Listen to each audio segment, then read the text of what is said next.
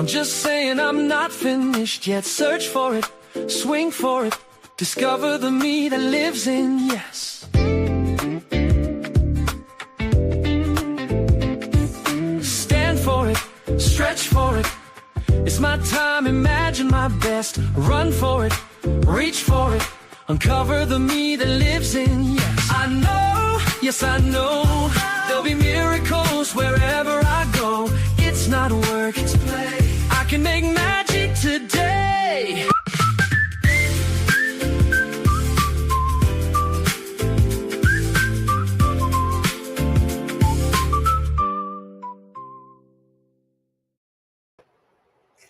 Hi, everyone. Welcome to Senior Nation.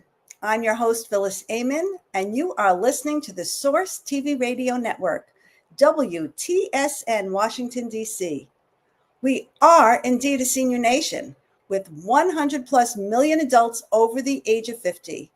And we are here to bring you up-to-date information about successful aging, healthful longevity, and becoming what I call a well-ager, to dignity, respect, quality of life, and quality of care for our parents, our grandparents, and loved ones. We at Senior Nation will be your trusted voice for informed choices, meaningful conversations, and a vibrant life at every age.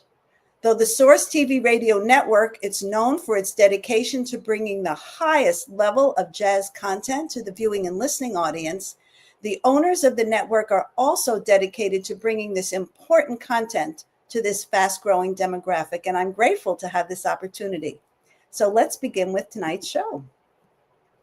I'm pleased to introduce tonight's guest, Joe Chiappetta, who is the founder of New Freedom, the largest United States therapeutic community for justice contact individuals. He's also the founder of the Arizona-based 369 Agro Community Development Group, a therapeutic community focused on veterans and seniors. Joe proudly participated in I Hike with Mike, a foundation founded by Mike Jennings, who combined his love of the outdoors and the benefits of being in nature to tackle the effects of mental illness. And Joe also has an illustrious 10-year career in United States government service.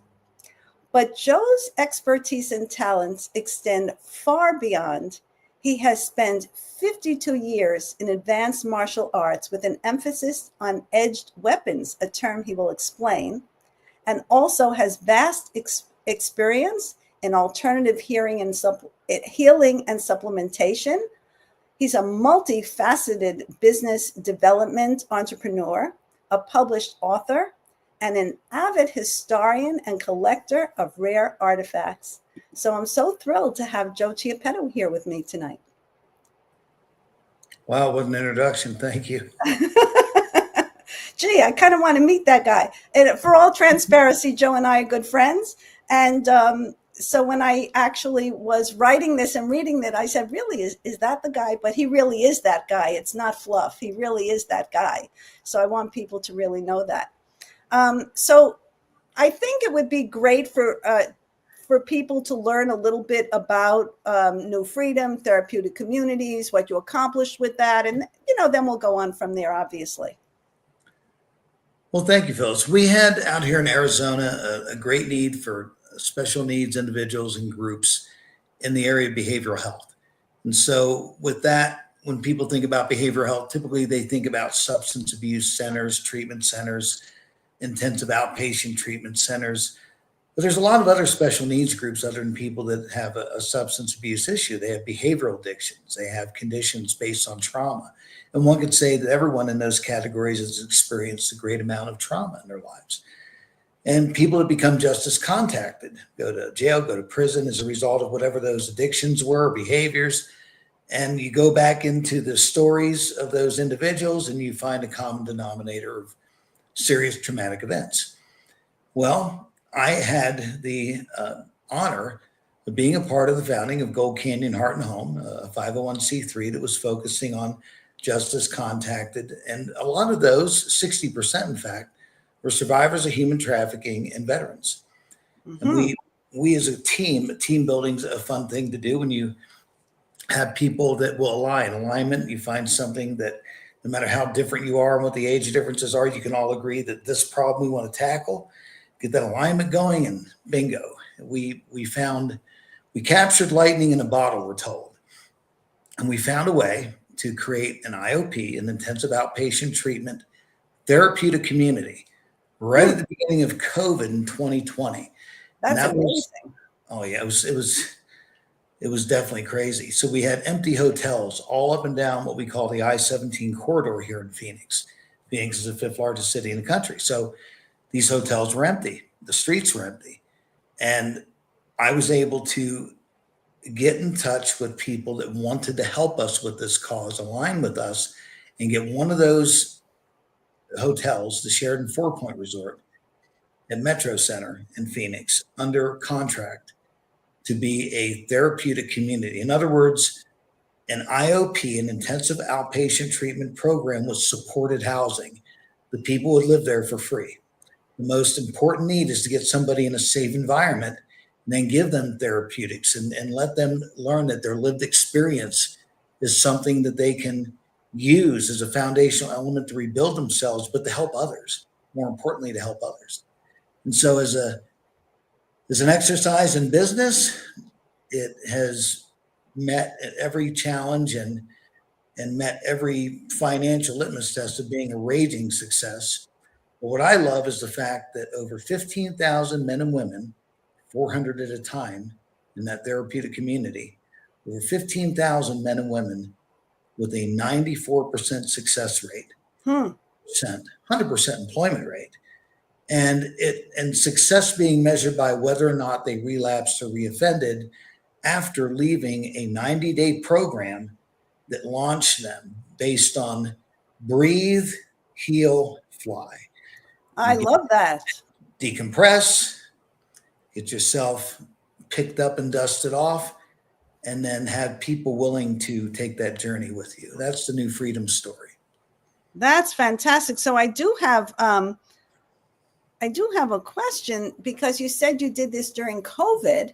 So how, considering the restrictions, limitations, distancing, all the everything that we all lived through during that time, how, I mean, this, it's miraculous how you were able to accomplish that. So can you talk a little bit about that? Because I'm sure many people thought of that as a, something that could be how could that happen? It's almost insurmountable during that period of time, especially. Well, we didn't take no for an answer, for one thing, and we did not allow fear to limit our innovations. When it comes to the specific details, I suppose you could say what we did was we just muscled through every day. If you're talking about some of the specifics of COVID related, we were in a closed therapeutic community, so our people didn't go out anywhere. So once they were in that community, if we had anyone that got sick during that time, there were a few, not as many as you may think. They Hmm. would be quarantined in their rooms, and they would go through the treatment protocols. We over the course of a year and a half, we lost a few people. A lot of organizations did. It was very sad to go through. However, the fact that we scaled from about 17 people to over 200 people during that pandemic, and as far as our ongoing population, and from about 100 employees to about 250 employees, all of us working in that. Wow. Yeah, it was a microcosm. So we had our own medical department, and everyone was eating clean, doing their best. There's a mandatory fitness program in the morning called Alpha Source. So they wake up with fitness, and there'd be just a good, healthy endorphins going, good, clean food, lots of hydration, and people actually, their attitudes were adjusting their altitudes when it came to what they thought they could do. You'd be surprised if someone's really depressed and down on themselves, getting sick is easy. It's hard to stay sick when you're feeling good and you're working towards a goal. Right. It's And true. and in reality, when you're feeling good, the likelihood is that you won't get as sick, or you'll be able to fight that off. I mean, that's not a medical statement, obviously, but that's known that your attitude has a lot to do with it. Positivity to fight through it, because you really don't have the resilience, those skills, if you are depressed, to really do that. True. Right. So, So, yeah. and this program, because you and I have spoken about this, and this program really grew to be financially very successful, did it not? Yes, the business is currently being transitioned to a nonprofit status. We started as a nonprofit, incubated a for-profit, now through a municipal bond, going back to a nonprofit again. Myself, I retired almost 3 years ago of the 6 years this thing's been going on because I wanted to build different therapeutic communities, specifically for people over the age of 50, specifically 65 and up, but I could go as low as 50, because that was our relationship with age disrupting in the ARP. You mentioned I hike with Mike. Right. I wanted to keep it open to people that had the need, and Right. building a therapeutic community using the successes and the foundational techniques that we had perfected with New Freedom for a bigger audience. We are servicing in New Freedom 2.5% of the population in Wow. justice contacted. However, serving 35 to 40% of the population be a whole lot more impacting Right. generationally, and that's what we're tackling now. With So, can I, not to interrupt, but a lot of people might not know about I Hike with Mike. Can you talk a little bit about that? Because how that program started was very interesting, by Mike Jennings, who had some friends who had ended their life by suicide, and was connected through his own mental health challenges, I believe, and started this organization. But talk about what I Hike with Mike is, and how what your connection was with it.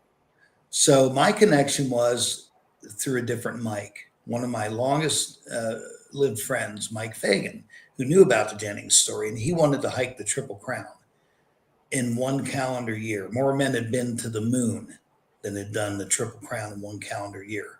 Continental Divide, Appalachian Trail, and Pacific Crest Trail, 7,700 miles in 1 year. Wow. And our idea was to support that, but we needed somebody that really was, we needed the biggest organization for seniors to participate. What that took was me going up to Dana Kennedy's corporate offices, the president of ARP in Phoenix, and just camping out outside their doors every single day until I could get someone to talk to me. And their media specialists ended up talking to me. I told them what we wanted to do. We didn't want their money. We wanted their support. 2 months later, we were planning Spring Mountain, Georgia for February of 2018. And Mike Fagan, at 72 years old, based on the whole Jennings story and everything else, he went ahead and started it. We have all this filmed. He had a catastrophic injury 1,000 miles in at the pace that nobody else had ever set, half his age. And our contingency plan kicked in. And this is where it became rather historic and noteworthy. All of us that were over 50 picked up his pack and tracker, and other hikers completed that Triple Crown in less than a calendar year, donating their miles to the cause of disrupting age models, which is something that you specialize in, Miss Ayman. You're very, very, very good at letting people know that that number that they wear on their driver's license doesn't limit them. It only gives them more experience to take the journey with. Correct. And as you and I know in conversation, I'm very passionate about languaging and people using words, even in what they think is funny, self-deprecating ways, because those, my belief about that just plays in your head and reinforces the ageist attitudes that we have in this society. We just had a conversation about that recently, right? Yes. Very recently. So, it is, and I was talking with somebody earlier today who's 62, and we have we're involved in some business transaction, and we were talking about this very thing, how, what is age? What is a number? So I'm 72. And I said to him, I really have no idea what that number means. I have no reference point. What is 72? To me, it's really just a number, because it's really an attitude, how you live your life. It's just what you're saying. And, we've had shows in the past few weeks about resilience and aging and vitality and living as you age, with freedom and vitality and forward thinking. And that's, what I'm all about. So, that's terrific that at 72, he was able to do that, but that Right. the rest of you picked up that cause and kept going on his behalf. Mhm. Yes.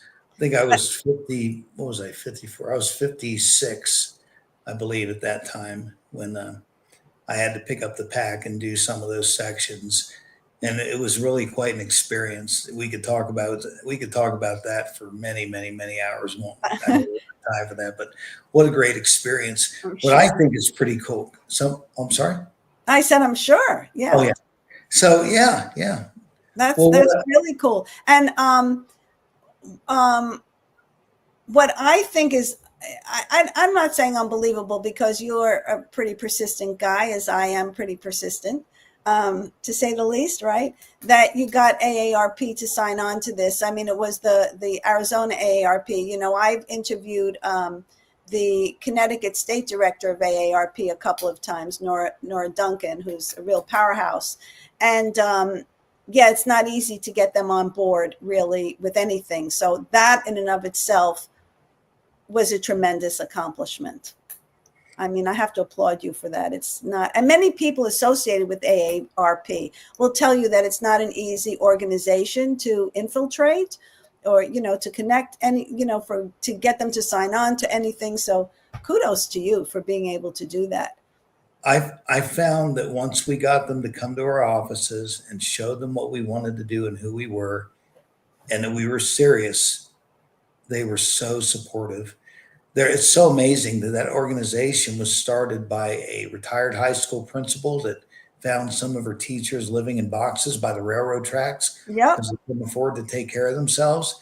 Yeah, I love that I love that organization. Yeah, And they're they've grown to, exponentially. They're, involved now in policy and insurance and all this thing, but their core is really still providing information for people, and they do a great job in advocating, whether it's for age discrimination or, the benefits that older adults, you know, need to continue to live and thrive. I mean, I have to say they do a good job at that. So, before we go on, because I want to ask you about all the swords in the background, because I know what they are, but I want you to tell people. But I want to show a picture that we had of you. You were interviewed, I think it was on News 4 in Arizona. This was about, yeah. was this an interview about New Freedom? So this was about New Freedom and Gary Shepard. It was a digging deeper story, and we as a group had helped Gary Shepard get out of prison after 30 consecutive years. He was under a natural life sentence for firing a weapon, discharging a weapon into the floor of a mall, throwing it down and running away because he was high on drugs and upset and scared, and he was an abused child. And so Gary ended up reinventing himself and helping others for decades from the inside with no hope of getting out. And our organization were asked, well, what would you do? What's your ideas to help get him out? The Arizona Justice Project. And I said, simple, talk to the prosecutor. And he looked at me like I had a horn growing out of my head. I'm like, Right. talk to the prosecutor. It's the only person that could possibly help with that. Well, will you write a letter? I said, no, I'm not going to write a letter, but I will make a video. So myself and 4 others made this really great video talking about Gary and what he did. They played it for the prosecutor. 17 days later, Gary was released. Oh, He came, wow. he came to New Freedom, and he was an exemplary candidate, became a member of New Freedom, a graduate, an alumni, and a supporter of New Freedom. And he's now a leader in AI. People in Silicon Valley, they call him Scrappy the Brain. It's kind of funny. And he's an amazing person. And he's people that spend their lives trying to help others. A lot of times we talk to people in that room about why we love superhero movies so much. Mm-hmm. Why do we love superhero movies, whether you're DC or Marvel or both? Why do we love them so much? Because every single one of them has experienced some kind of unbelievable trauma, death, near death, and everywhere in between, and they reinvent themselves to help others. Interesting. Is that really is that Really? I mean, is that really the Pick a superhero, Phyllis, off the top of your head. Wonder Woman? Okay, Wonder Woman. She's on the island with the other Amazons, and she has to leave the island to go do. She never go home. She knows nothing about the world, and she's thrown into World War One, and fighting for others to protect them and to serve, to do away with war. I mean, I go on because I'm a big Right. nerd with that. Anyway, so yeah, yeah. There's superhero stories in everyone who has undergone extreme trauma, have made terrible mistakes with their lives, and have decided to reinvent themselves and dedicate themselves to helping others. So there it is. There, You're making me a lot think. of them carried a sword. Yeah, wait, I want to get to the swords, but you're really making me think about that. Um, you're really making me think because, a couple of weeks ago, we had somebody on talking about trauma, and it was really about resilience and aging. But the reality is in all likelihood, we've all at one point or another have had a challenge that was somewhat traumatic to us, whatever it is. I mean, one person's trauma is different from another person's. It doesn't make mine any less than yours or anybody else's, right? Because it's all what impacted your life and your own response to it, right? Yes, it's your lived experience. Right. Unbelievable. So yeah, tell us about these swords. I mean, I know a lot about them, but you're really so knowledgeable, and there's so much history. And then I have a question about why we value all these things and these artifacts in history. And we talked about that earlier. So yeah, I want to tell us about the swords. So without getting up and making a mess of this camera, over my bald head, the very top two swords are Civil War swords.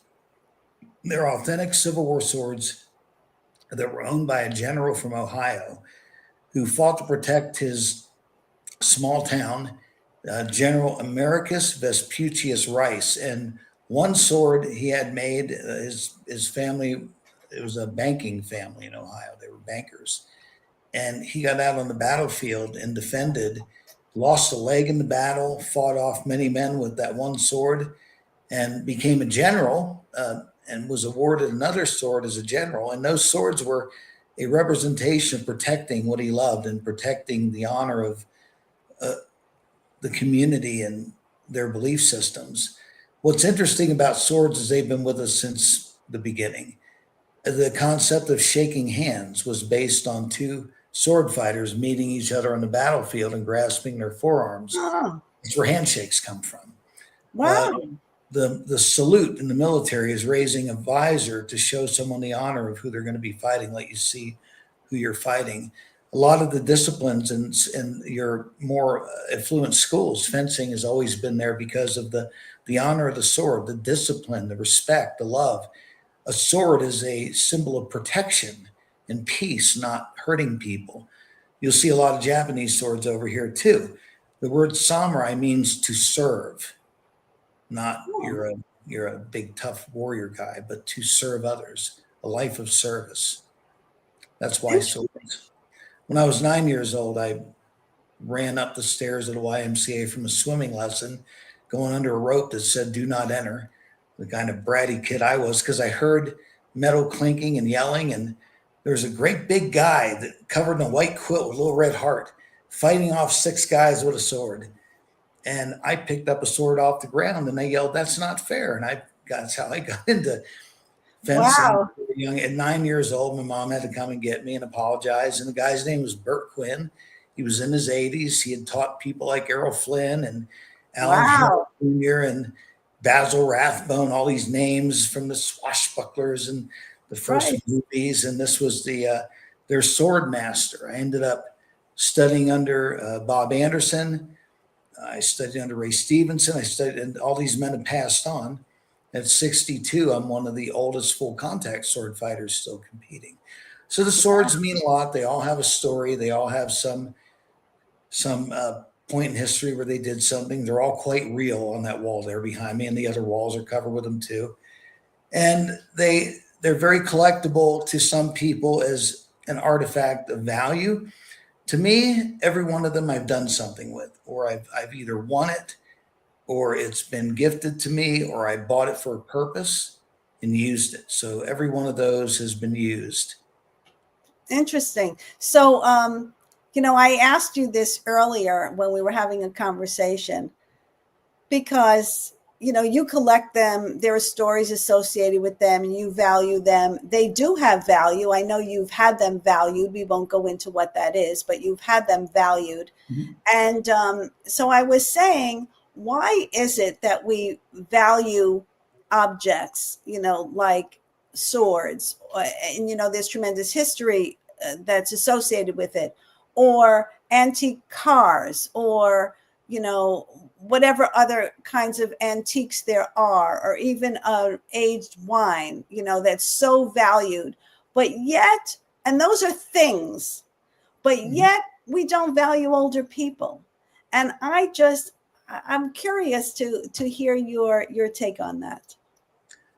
That's a really introspective and amazing question. So I'll answer this way. I believe, that's just my opinion, that we value art, antiques, and artifacts because they capture moments in history, moments in time that we didn't live in, but we've only read about. And they're the physical evidence, the archaeological evidence of that moment in time, or that period in time, that place in time, that event in time. They tie to a person. And so as we move through time, these are the benchmarks. These artifacts are benchmarks in those times. They're the evidence that they took place at all. Why don't we value people the same way? Well, I think a lot of people are starting to. There's a lot of projects where surviving World War II veterans and other veterans their stories are being recorded.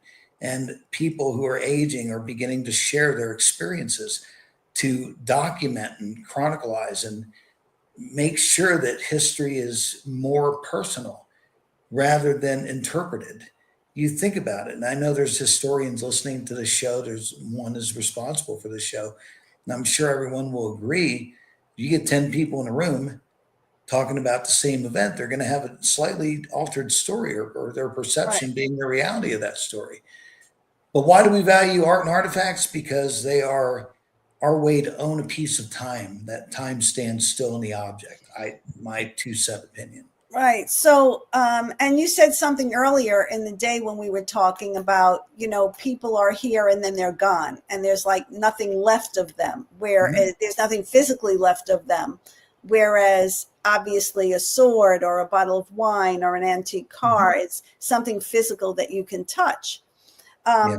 But then I was saying that, but we all, whether it's people in our families or people that we've known, even people that you've referenced, we all have stories or things that we've learned from these people, and we reference them, and they have meaning in our lives. And every once in a while, something, you may be in a conversation and something your family member said, or something, from someone you met, pops into your head, and you reference that.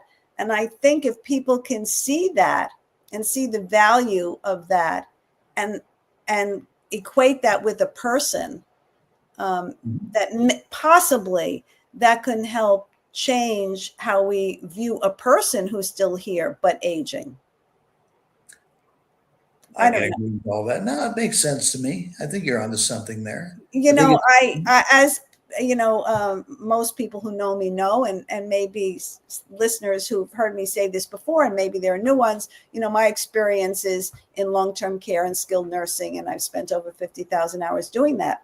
And, the people I meet, many of them, except for their own family members, are forgotten in society because they're someplace else, right? They're over there. Nobody sees them. But the things that I have learned from those people, some, I still reference and remember to this day, or anytime I go into a place and somebody might say something, it really makes me see something in a different light, because I'm 72, but somebody 92 has 20 years on me. And, but I think because also people are someplace else, unless you're a family member, a relative, or somebody that someone cares about, they don't think about it that way. So Anthony says, try capitalism. Things take on life of their own. People are perceived as community value, but people come and go while the wealth of the community remains, or we chose to view people as interchangeable parts. What do you think? What do I think? Yeah, what's I think your that's a really interesting point of view. right? Yeah, I think that's a valid point. Who is Yeah, that? Anthony. Anthony Scaramucci. Oh, okay, He's a DJ. Okay. right. No, that's an intelligent, introspective way of looking at it. Yeah. Yeah, absolutely. I definitely agree. Yeah, it's part of, and it's also because I think what he says about capitalism, there's a monetary value associated with those things, and Yeah. we value money. That's basically what he's saying, right? We Sure. value the monetary value, and there isn't really a monetary value with a person, although we do value some people more than others because of their fame or, notoriety or wealth. I mean, that is a fact. Yeah, Anthony's right. These things have a monetary value. There is capitalism at play. He's right. Yeah. Yeah, absolutely.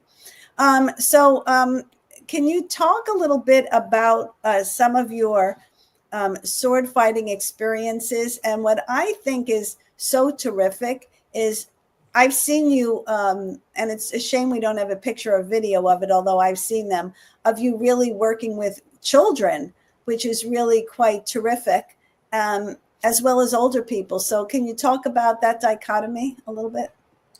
Well, my first really big fight that I had in years was, um, and I can't really divulge a lot of names of people and stuff like that. That would get a little hairy. But let's just say I used the right of challenge when a guy from another country was chopping girls like firewood with a saber, not really fencing for art. He was being a bully.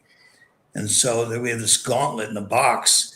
And I walked up and tried to take it out of the box. And people said, "What do you think you're doing?" I said, "I'm getting the gauntlet out." "Why? Are you allowed to do that?" I said, "Sure." "Well, what makes you think you're allowed to do it?" I said, "Look in that book. You'll find my name. Here's my wallet. Here's my driver's license."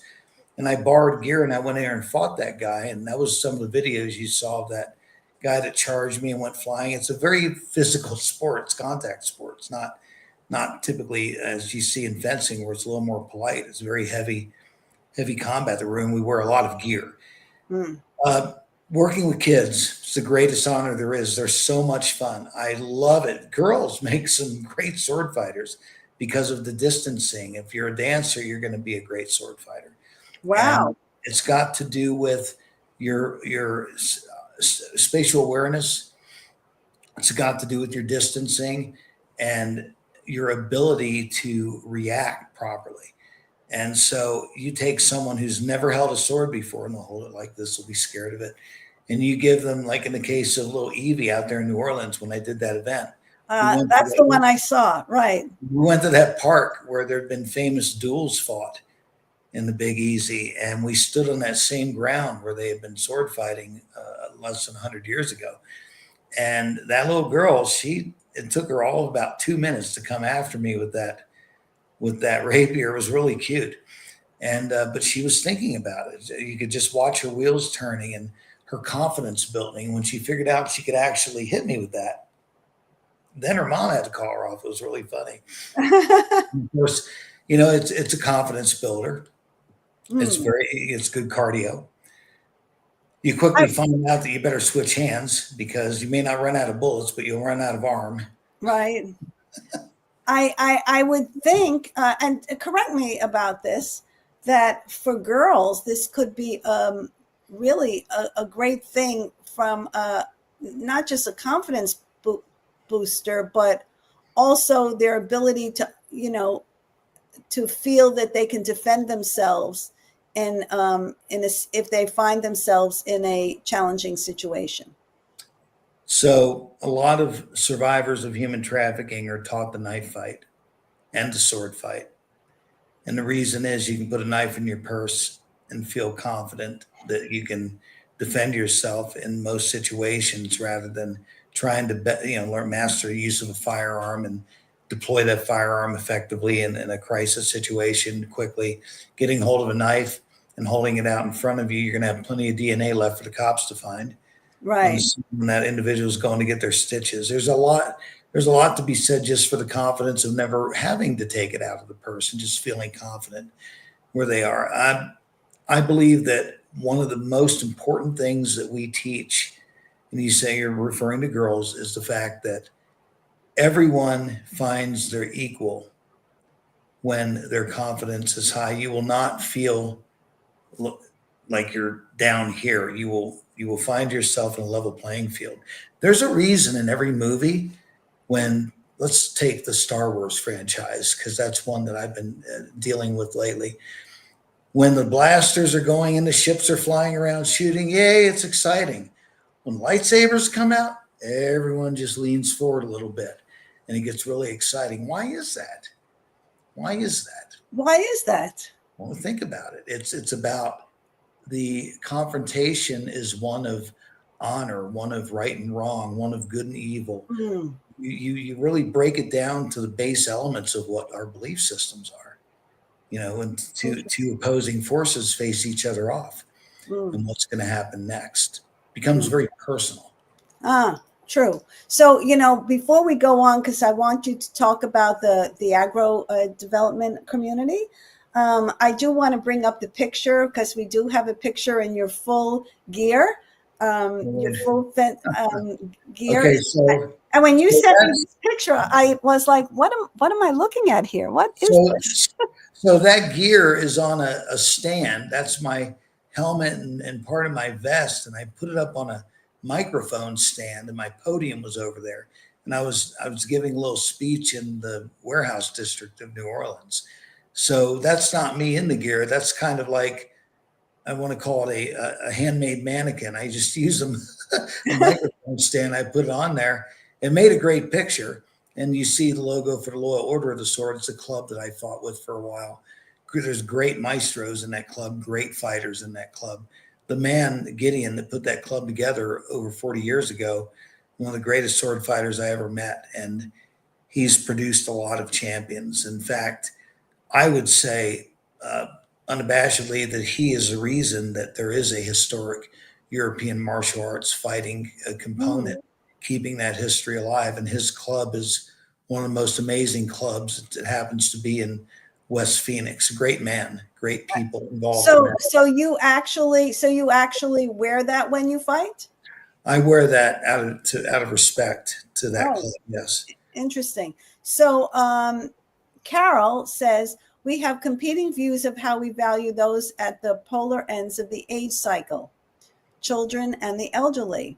How we view these two groups who are more vulnerable from one decade to the next tells us about America as a nation and what we value and how other nations see us. Currently, it's not good just to look at the big, beautiful bill. It's a national disgrace.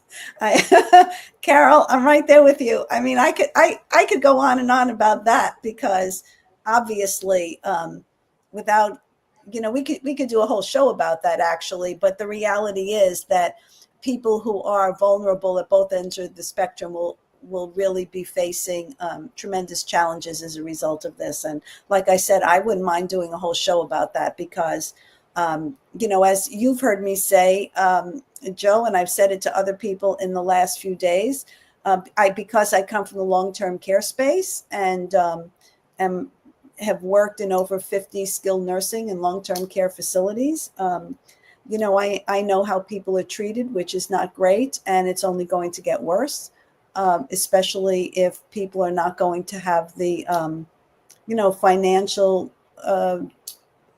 benefits that they can normally reap. I'm sorry to say, just today I read an article, and I don't want to go off in that whole tangent, but just today I read an article about an owner of a nursing home chain. He also owns ambulance services. He owns a lab. He owns a urgent care. I worked in one of his buildings many years ago. I was there, and he bought the building, and I left in about 2 months. And he's known in the industry, and he was just fine. He paid a small fine this time, $6 million, and it has to do with Medicare and poor, inaccurate reporting, et cetera, et cetera, et cetera, et cetera. But previously, he settled for $43 million from an $85 million suit, and had to do with negligence and substandard care and all that. So I'm very concerned about these people because a good percentage of the people in nursing homes are supported through Medicaid. And I really am very concerned about that. But before we go, I want you to talk a little bit about this agro development group, which it has, it's fascinating. And I think it has the benefit, the potential to have as much success as New Freedom, or maybe even more. Well, we're hoping it's going to be much, much bigger than New Freedom. New Freedom focused on one small group of special needs individuals, and a group of them. And those were justice contacted men and women in Arizona. What agrodevgroup.com, if you go to that website, you'll see a video, a 1:37-second video explaining our idea of what a self-sustaining agro community, a therapeutic community, can look like. And in the case of what we're going to be building here in Arizona soon, we've just gotten some good news that the people that own the land that we want to work with us, which is great. And we will be working with people we're going to start with the age group of 65 and up, veterans in that first group. And they're going to be working with kids coming out of the foster system in a farm setting. And we're going to be doing mushroom. There's a mycelial thing. There's so many things going on with mushrooms. There's so many things going on with vertical farming. There's so many things going on with super greens and people that have these innovations with energy, hydropower to trickle charge the battery systems. All of this is going on 800 acres, bisected by a public road, with 3 of the best fishing lakes you'll ever want to visit in the lower 48, completely stocked.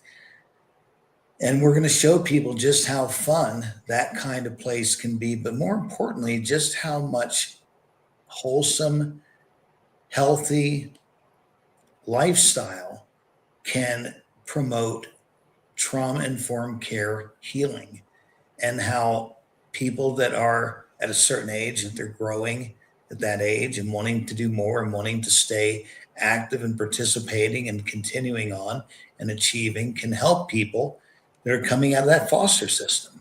It's a perfect storm of young meets older. And I think they're going to find, we've already had our tests of this, and these activities that we do, the camping trips. If you go to that website, you'll see we're in Puerto Rico on 57 acres up in the mountains. And we've introduced these groups to each other, and they just love each other. They become friends for life. And it's really fun. So, That's fantastic. So, Joe, I can't thank you enough for not only sharing your vast experience, but your innovative visions for helping seniors and veterans in Arizona and throughout the United States. I couldn't be more thrilled to be working with you, to be perfectly honest. Thanks, Phyllis. Thanks for having me on. My pleasure. So I'm pleased to be able to preview next week's guest, Mel Albin, who will be discussing beyond the basics of financial planning, what they don't tell you. So Mel, I'm glad you could join us to give us a glimpse into the important information people need when planning their future.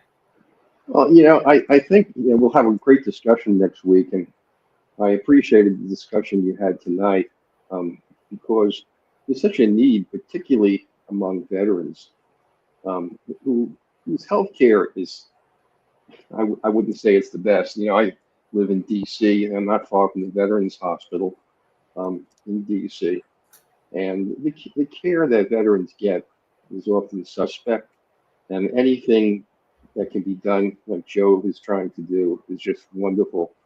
So I want to compliment Joe on the things that he's doing that are really important.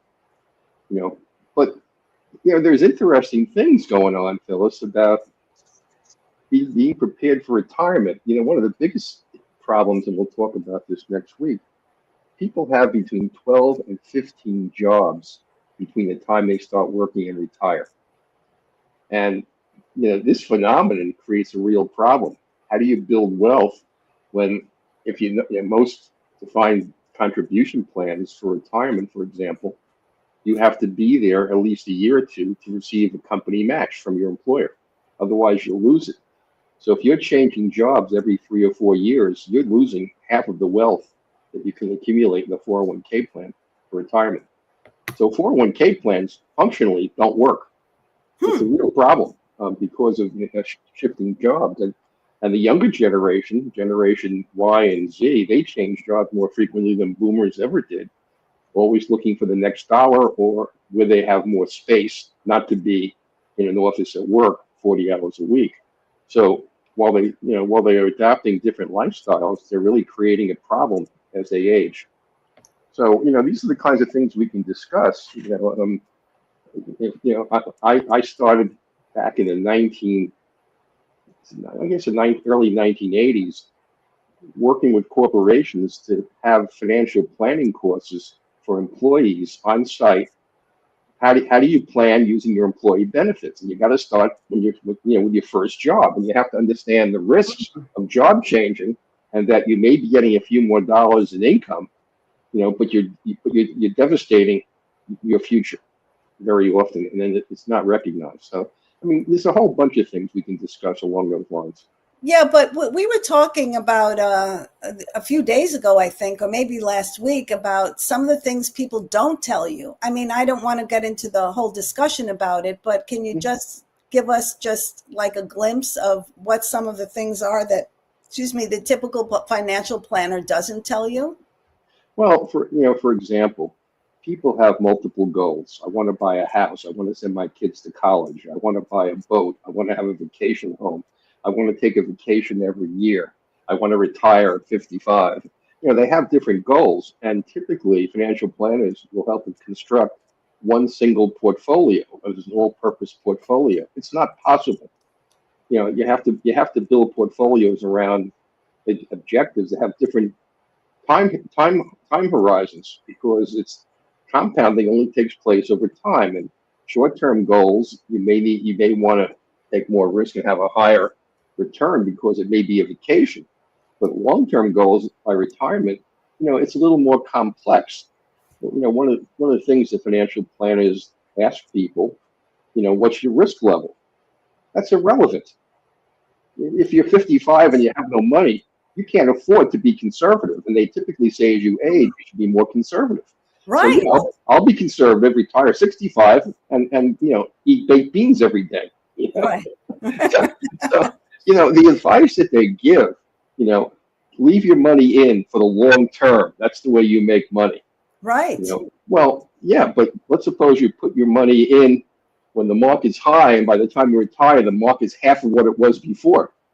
So where is the compounding? It's not a matter of time. It's a matter of when it goes in and when it comes out. And so we're stuck between the idea that long term the stock market does well, and market timing, which is very dangerous. It's very risky. So what do you do? People get bad advice. And I think I think just people, from my experience, what it's been is, like you say, people just think, okay, I want to retire at 65, 7. I don't use the word retire, but people do. Maybe I just want to exit from the formal workplace of what I was doing. And, people are living longer, and so what are they going to do with that money so that they continue living and sustaining their lifestyle for, however many years they have left? And it could be, if a person really does leave the workforce at 65, it could be potentially 30 more years or more. I've known people over 100. I'm sure we all have. Yeah, there's another side to this too.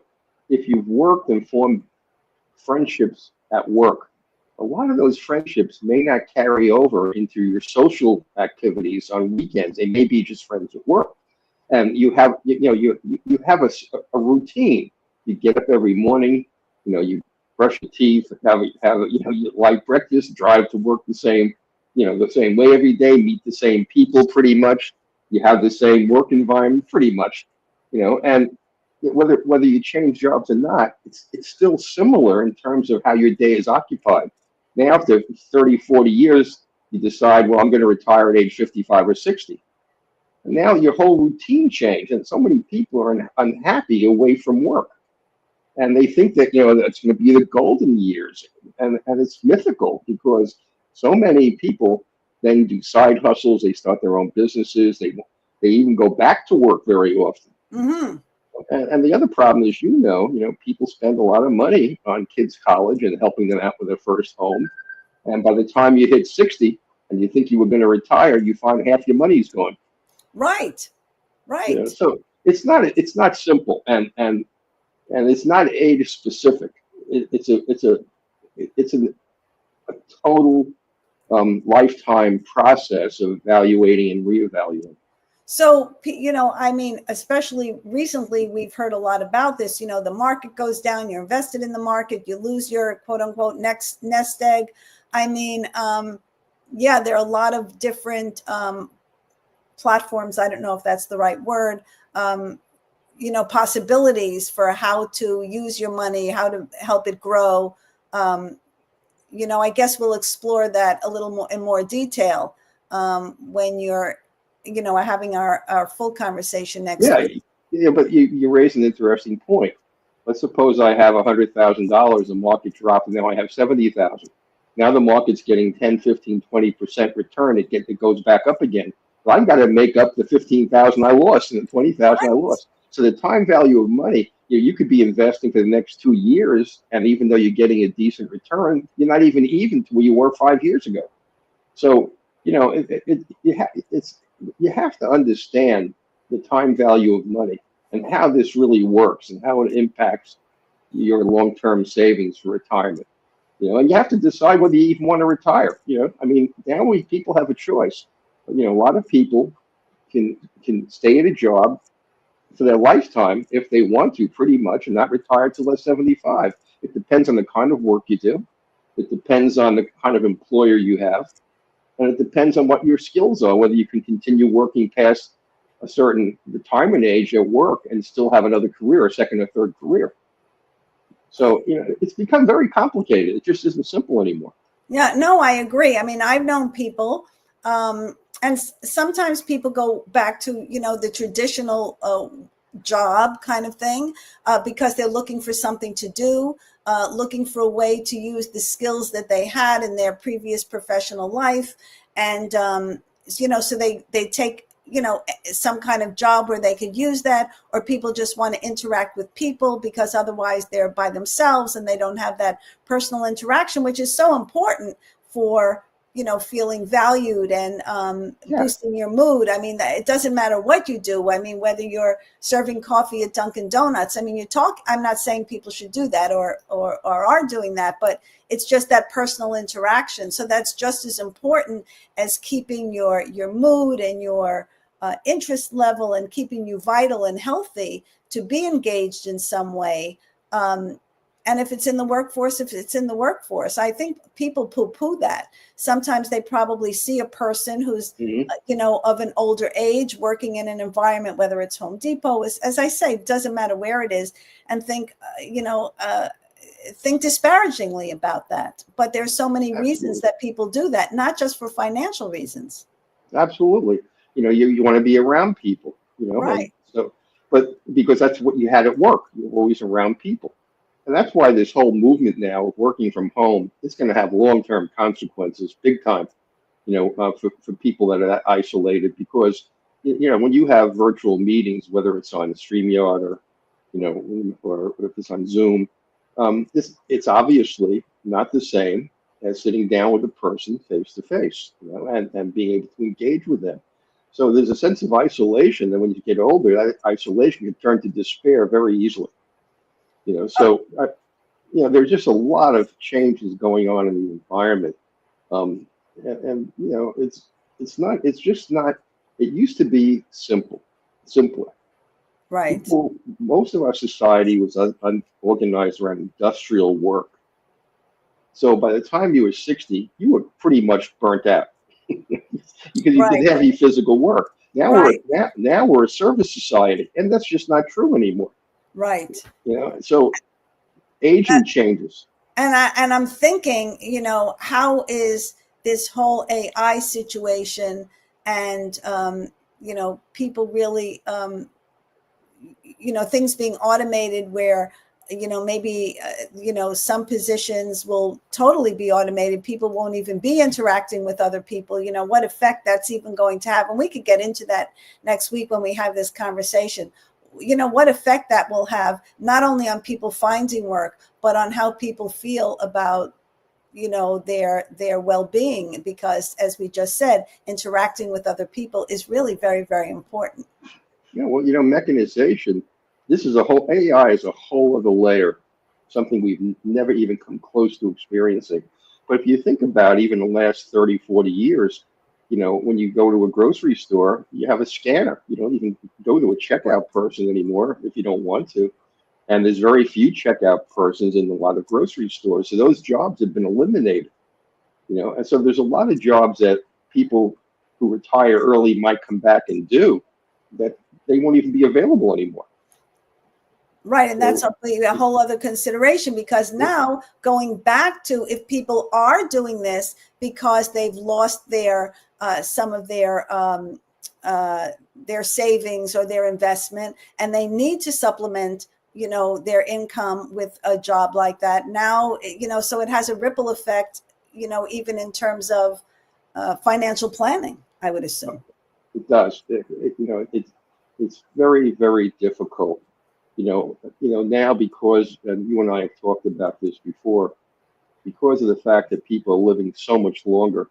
It's not unusual for somebody who's 60 to have their parents, one or both parents, still alive. They have children who they just put through college or help to pay for college, and they have grandchildren. So, now you're stuck between taking care of, your parents, taking care of your children who are first-time home buyers, and then you have grandchildren. You start planning for their college. You're suddenly, your resources are just spread across 3 generations. Yeah, And absolutely. These are all new phenomena that we never encountered before. Well, Mel, thanks so much for providing us with a preview of the conversation. I know we'll delve into each of these topics, each of these discussion topics in more depth. So I can't thank you enough. My pleasure. For previewing your conversation next week. I'm looking forward to it, Phyllis. You have a great week. Thank you. Thank you. Me too. So please join me next Wednesday, July 9th at 7 p.m. Eastern Time, when Mel Album, who you just heard from, will be providing much needed information on the ins and outs of financial planning. I call it what they don't tell you beyond the basics. So remember to tune in, comment, and ask questions on July 9th at 7 p.m. Eastern Time on the Source TV Radio Network. And until then, take care, stay well, and stay tuned.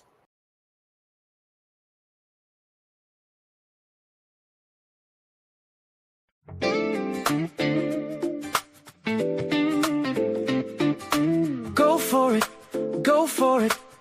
I'm just saying I'm not finished yet. Search for it, swing for it. Discover the me that lives in yes. Stand for it, stretch for it. It's my time, imagine my best. Run for it, reach for it. Uncover the me that lives in yes. I know, yes I know, there'll be miracles